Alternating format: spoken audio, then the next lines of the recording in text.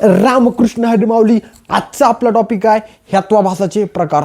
खूप महत्वाचा आहे सर. हेत्वाभास 10 मार्काला परीक्षेत 100% येते. तुम्ही असं म्हणलं होतं, हो वागा, परीक्षेत 100% हेत्वाभासावर 10 मार्काचा प्रश्न येतो. बघ, गेल्या लेक्चर मधलं बेसिक तुला शिकवलं. हेत्वाभास कशाला म्हणतात, कशा पद्धतीने हेत्वाभासाचे प्रकार पडतात ती तुला व्यवस्थित सांगितलं. एक ओबडधोबड नॉलेज तुला झालं की हेत्वाभास म्हणजे जी कसं इल्युजन करणारा नॉलेज, इल्युजन निर्माण करणारा नॉलेज, त्याला हेत्वाभास कसं म्हणतात आपण ती शिकलं. बघ, आजच्या लेक्चरमध्ये आपल्याला हेत्वाभासाचे प्रकार. बरं सर, खूप कन्फ्युजिंग टॉपिक आहे, खूप कन्फ्युजिंग टॉपिक आहे. त्याला व्यवस्थित शिकणं तेवढंच महत्त्वाचं आहे. मी तुला आजच्या लेक्चरमध्ये हेत्वाभासाचे प्रकार, तर्कसंग्रह आणि जी हेत्वाभासाचे प्रकार तुला सांगितलेले आहेत, 5 हेत्वाभासाचे प्रकार तुला व्यवस्थित सांगणार आहे. ह्या लेक्चरमध्ये तुला तर्कसंग्रहोक्त हेत्वाभासाचे प्रकार बघायचे आहेत. बरं सर, माझा आजचा टॉपिक काय? आजचा टॉपिक आहे माझा तर्क संग्रहोक्त हेत्वाभासाचे प्रकार. आजचा टॉपिक आहे आपला हेत्वाभासाचे प्रकार. ही समजून घे वागा, खूप महत्वाचा आहे आणि खूप कन्फ्युजन क्रिएट करणार आहे. बर सर, तर्कसंग्रहोक्त हेत्वाभासाच्या प्रकारामध्ये मी गेल्या लेक्चरमध्ये सर मी 5 कार्यकर्ते बघितले होते. सर कुठले कुठले आहेत? सव्याभिचार, असिद्ध हेत्वाभास, विरुद्ध हेत्वाभास, सतप्रतिपक्ष हेत्वाभास आणि बाधित हेत्वाभास.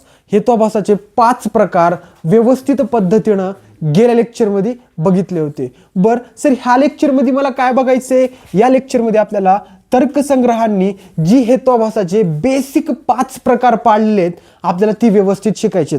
त्याच्यामधला कुठला आहे? पहिल्यान सुरू आहे सर सव्याभिचार हेत्वाभास. लक्षात घे, खूप सोपं आहे, फक्त त्याला व्यवस्थित शिकणं खूप महत्वाचं आहे. सव्याभिचार हेत्वाभास. बघ, एक गोष्ट लक्षात घे, मी ज्या गोष्टी तुला इथं सांगल तितक्याच गोष्टी परीक्षेमध्ये लिहिणं महत्वाचं आहे. एक देखील गोष्ट कमी नाही ना जास्त नाही, फक्त बेसिक समजणं महत्वाचं आहे. ह्या हेत्वाभासाची प्रॉब्लेम तुला सांगतो, खूप अवघड पद्धतीनं परीक्षेत देत पुस्तकामध्ये मांडलेला आहे, पण मी तुला सोप्या भाषेत आणि व्यवस्थित सांगतो. पहिला आहे हेत्वाभासाचे 5 प्रकार शिकले होते. महागलचा चार्ट आठव. त्याच्यामध्ये पहिला आहे सर सव्याभिचार हेत्वाभास किंवा अनेकांतिक म्हणतात. यालाच काय मी तुला व्यवस्थित नोट्स सांगतो, त्याच पद्धतीनं परीक्षेमध्ये लिह. यालाच काय म्हणायचं सर? सव्याभिचार हेत्वाभास असतो का नाही, यालाच काय म्हणायचं? यालाच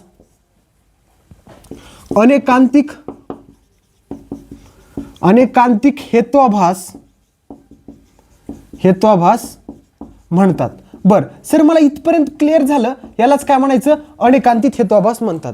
बघ, लक्षात घे, सव्याभिचार हेत्वाभासामध्ये किती कार्यकर्ते होते? 3 होते. अरे ती चार्ट लय महत्वाचा, ती चार्ट आठवतो मी तुला गेल्या लेक्चरमध्ये सांगितलेला.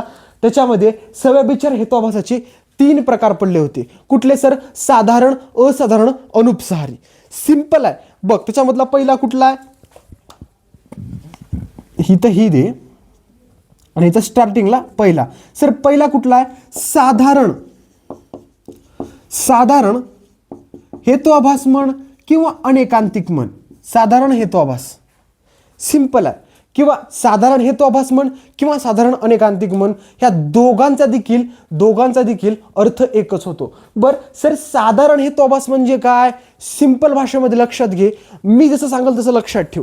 सच साधारण, सच सपक्ष म्हणजे काय सर? हेतू सपक्षावर असायला पाहिजे, विपक्षावर राहता कामा नये. आपल्याला सगळ्या मनगडंत कहाण्यासारख्या गोष्टी दिलेल्या आहेत इथं फक्त मी सांगेल तितक्याच गोष्टी लक्षात ठेव. साधारण म्हणलं सर लई साधा आहे. कुठं आहे? हेतू. सगळ्या गोष्टी हेतूच्या रिलेटेड असणार आहेत. मग हेतू कुठं असला पाहिजे? सपक्षावर, विपक्षावर राहता कामा नये. बर, दुसरी पॉईंट कुठला आहे? हेतू बघ सपक्षावर आणि विपक्षावर दोन्ही ठिकाणी असला की कन्फ्युजन क्रिएट होते, तीच आहे. आणि तिसरं काय? ह्या साधारण हेत्वाभासाचं बेसिक लक्षण काय? की ज्या वेळेस ह्याचं साधारण हेत्वाभासाचं समजून घे, ह्या साधारण हेत्वाभासाचं बेसिक लक्षण काय? जेथे साध्याचा अभाव असतो तेथे काय असतं? साधारण हेत्वाभास राहत असतो. हे साधारण हेत्वाभासाचं सिंपल सर लक्षण. काय शिकलं? सव्या विचार शिकायला. गेल्या लेक्चरमधलं पूर्ण लिंक आहे. गेल्या लेक्चर जर बघितलं नसेल तर ही लेक्चर तुला ढेकळा माती देखील कळणार नाही. बघ, सव्या विचार हेतुआभासामध्ये पहिला आहे सर साधारण हेतुआभास. साधारण हेतुआभास म्हणजे काय सर? हेतू सिंपल आहे, सगळ्या गोष्टी हेतूच्या रिलेटेड चालणार आहेत. वागा लक्षात घे, हेतू सपक्षावर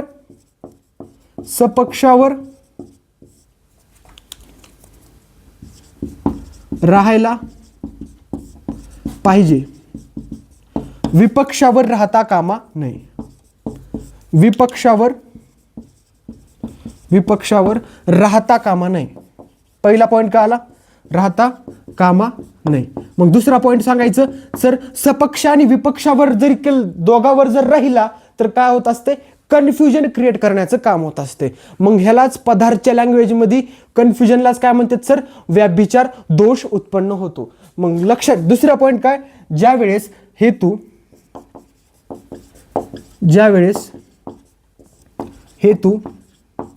सपक्षावर व विपक्षावर सुद्धा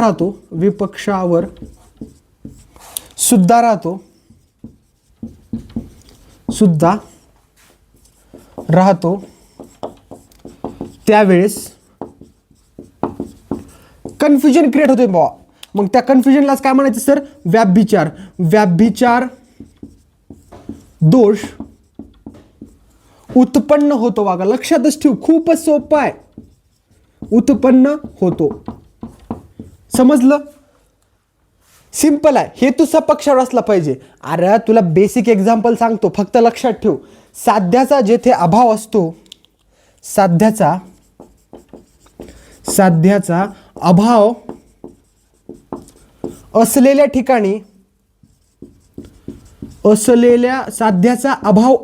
ठिकाणी राहणे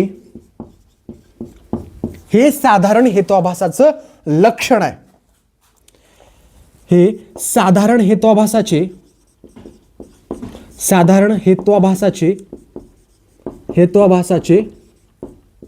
काय सर ह्याचं लक्षण आहे. सर तुम्ही नुसतं परीक्षेत पुस्तकातलं वळून पाठ करून आलेलं सांगायला ह्याच्यात मी समजून कसं घेऊ? लक्षात घे, सव्या विचार हेतुआभास शिकायला ह्यालाच अनेकांतिक म्हणतात. आणि साधारण हेतुआभास म्हणजे काय? सिंपल आहे. हेतू सपक्षावर राहायला पाहिजे म्हणजे काय? पर्वतावर धूर असायला पाहिजे, सोप्या भाषेत. आणि विपक्ष म्हणजे काय? की जलाशयात धुमाचं असणं. जलाशय काय झाला? विपक्ष. बघ, पाण्यामध्ये धूर असते का? सिंपल, ह्यालाच काय म्हणायचं? विपक्ष. म्हणजे आपला हेतू पर्वतावर राहिलाय, विपक्षावर राहणं गेलाय. असंच लिही. किती बी समजून घेतलास, कशा बी पद्धतीने समजून घेतलास, पण तुला शेवटी परीक्षेमध्ये ह्याच गोष्टी लिहिणं महत्वाचं आहे. मग ह्याच गोष्टी डायरेक्ट लक्षात ठेव. सपक्षावर राहायला पाहिजे, विपक्षावर राहू नये लागते. बरं सर, दोघावर बी राहिलं तर काय होते? व्याभिचार दोष. व्याभिचार म्हणजे पदार्थच्या लँग्वेजमध्ये कन्फ्युजन. सर कन्फ्युजन क्रिएट होतंय. आणि तिसरी गोष्ट लक्षात ठेव, जिथं साध्याचा अभाव असलेल्या ठिकाणी हे राहणे हे साधारण हेतुआभासाचं लक्षण आहे. बघ, साध्याचा अभाव असलेल्या ठिकाणी म्हणजे कुठला सर? सिंपल आहे. पर्वतावर धूर आहे म्हणून पर्वतावर अग्नी आहे. साध्य काय झालं माझं? अग्नी झालं. मग जिथं जिथं अग्नी नसते, जिथं जिथं अग्नी राहत नाही, तिथं साधारण हेतुआभास राहते. म्हणजे सर पळून गेलेला कार्यकर्ता जिथं साध्याचा अभाव असतो त्या ठिकाणी राहते. सिंपल लक्षात ठेवू की पर्वतावर धूर आहे, मला प्रूव्ह काय करायची? मला साध्य काय करायची? तिथं अग्नी आहे, ती प्रूव्ह करा. अग्नी आहे ती मला प्रूव्ह करायची. बरं, जिथं अग्नी आहे मला जर ती प्रूव्ह करायचं असेल, अग्नी आहे जिथं प्रूव्ह करायचं असेल, आणि तर तिथं साधारण हेतुआभास राहत नाही. म्हणजे जिथं अग्नी आहे तिथं साधारण हेतुआभास राहत नाही. इतक्या वेळ झालं मी तुला एकच गोष्ट सांगायला, तीच गोष्ट लक्षात ठेवू. कन्फ्युजन क्रिएट करून घेऊ नको. एक असते सपक्षावर राहायला पाहिजे, दोघावर राहिल्यास कन्फ्युजन होते, आणि साध्याचा अभाव असलेल्या ठिकाणी. म्हणजे बेसिक एक्झाम्पल, जिथं जिथं अग्नी नाही तिथं साधारण हेतुआभास राहत असते. बर सर, दुसरा कुठला प्रकार सांगितला होता? दुसरा सांगितला होता वागा तुला. एक आहे साधारण हेतुआभास, दुसरा आहे सर असाधारण हेतुआभास. बर सर, असाधारण हेतुआभास म्हणजे काय? सिंपल आहे, लक्षात घे वागा. इथं सपक्षावर राहते का नाही हेतू, इथं विपक्षावर राहते. म्हणजे काय सर? साधारण हेतुआभास हेतू सिंपल आहे, विपक्षावर राहतो. विपक्षावर राहतो. कसा राहतो, काय राहतो, काहीच घेणं देणं नाही. ज्या वेळेस हेतू विपक्षावर राहतो त्यालाच काय म्हणायचं, असाधारण हेतुआभास म्हणायचं. डोक्याला ताणच करून घेऊ नको, त्यालाच असाधारण हेतुआभास म्हणायचं. असाधारण हेतुआभास म्हणतात. सिंपल आहे. जितकं तू लक्षात ठेवशील तितकं लक्षात ठेव. परीक्षेमध्ये तुला काय लक्षात ठेवायचे, स्वरूप लिहायचंय, हेतुआभास म्हणजे काय ती लिहायचंय, आणि नंतर तुला मस्तपैकी एका पेजावर चार्ट काढायचा आहे आणि थोड्या थोड्या गोष्टी, ह्या गोष्टी तुला एक्सप्लेन करायच्या. बघ, साधारण हेतुआभास का आलं, असाधारण मध्ये तर विपक्षावरच राहिले, त्यालाच काय म्हणायचं, असाधारण हेतुआभास म्हणायचं. किंवा असाधारण अनेकांतिक म्हण, एकच आहे सर. तिसरं काय सर, तिसरं आहे सर अनुपसंहारी. तिसरं काय सर, अनुपसंहारी. अनुपसंहारी अनेकांतिक. अनेकांतिक म्हणा, हेतुआभास म्हणा, एकच आहे. बर सर, अनुपसंहारी अनेकांतिक म्हणजे काय, बघ, एक सपक्षावर राहिलाय, ही कार्यकर्ता सपक्षावर राहिलाय, ही विपक्षावर राहिलाय. ही काय म्हणते, मला सर दोघावर बी राहायचं नाही, मी माझं व्याप्तीकडे चालतो. व्याप्ती खूप महत्वाची आहे, अनुमान प्रमाण शिकायचे, व्याप्ती खूप महत्वाची आहे. मी म्हणतो डायरेक्ट अनुपसंहारी काय म्हणते, बाबा माझं ज्यानं काही सपक्षावर बी राहणं होत नाही, विपक्षावर राहणं होत नाही, मी अन्वय व्याप्ती आणि व्यतिरिक व्याप्ती यांच्या दृष्टांताने राहतो. मला राहायचंय हो, मला जगायचे, तर मी कशा प्रमाणे जगतो, एक अन्वय व्याप्ती आणि एक व्यतिरिक व्याप्तीच्या दृष्टांताने राहतो. म्हणजे काय सर, अनुपसंहारी अनेकांतिक म्हणजे काय, जो हेतू अन्वय व्याप्ती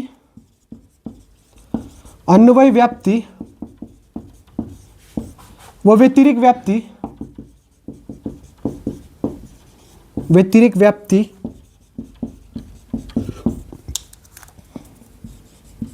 यांच्या दृष्टांताने राहतो. म्हणजे यांच्या दृष्टांताने राहतो. सिंपल आहे. सव्याभिचार हेतुआभास समजला. ह्याला काय म्हणायचं, अनेकांतिक म्हणायचं. त्याच्यामधला पहिला आहे सर साधारण हेतुआभास. हेतू कसला, हेतू कशी कुठं राहते, साधारण हेतुआभासामध्ये सपक्षावर राहते. इथं कुठं राहिलाय, विपक्षावर राहिलाय. आणि सर अनुपसंहारी म्हणला, मला दोघावर बी राहायचं नाही, मला कुणासोबत राहायचे, अन्वय व्याप्ती आणि व्यतिरिक व्याप्तीच्या दृष्टांताने राहायचंय. हीच परीक्षेतली, आता जितकं लॉजिक लावशील तितकं पागल होशील. पहिला कार्यकर्ता संपला. आता आपण दुसरा बघू, सतप्रतिपक्ष बघू, बाधित ही बघू. आता आपण दुसरं बघू. फक्त ह्या बोर्डावरून तुला समजणं काय महत्वाचं होतं वागा, ही गोष्ट लक्षात घे. तुला समजणं काय होतं, सव्याभिचार हेतुआभास म्हणजे काय.